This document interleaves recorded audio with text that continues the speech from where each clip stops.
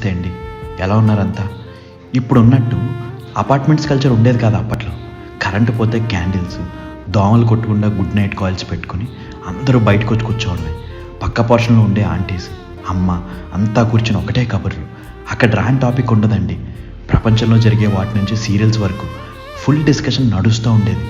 ఇంకా కరెక్ట్గా 7:30కి పిన్ని సీరియల్ వచ్చే టైం కరెంటు పోతే ఆ తీసిన ఒకటే తిట్లు.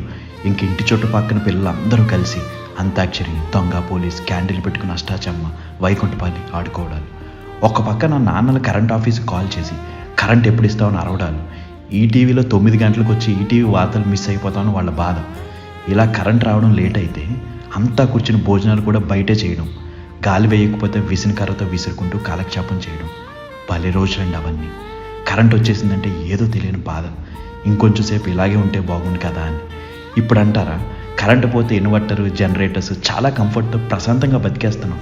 కానీ అప్పట్లో ఇవేం లేకపోయినా మన అనుకునే వాళ్ళు మన పక్కనే ఉండేవాళ్ళు. మనసారా కొద్దిసేపు అయినా మాట్లాడుకునేవాళ్ళు. ఇప్పుడు మన పక్క ఫ్లాట్లో ఎవరు ఉంటున్నారో కూడా మనకు సరిగ్గా తెలియదు. తప్పేం కాదు, ఎవరి లైఫ్లో వాళ్ళు బిజీ అయిపోయాం అంతే, ఏం చేయలేం. అప్పటి మెమరీస్ అన్నీ గుర్తు తెచ్చుకుంటూ అలా కానిచ్చేయడమే. మీకు ఇలాంటి మెమరీస్ ఏమైనా ఉంటే కామెంట్స్లో షేర్ చేసుకోండి. ఉంటా అండి, ఇట్లు మీ రాలంగి మోహయ్య.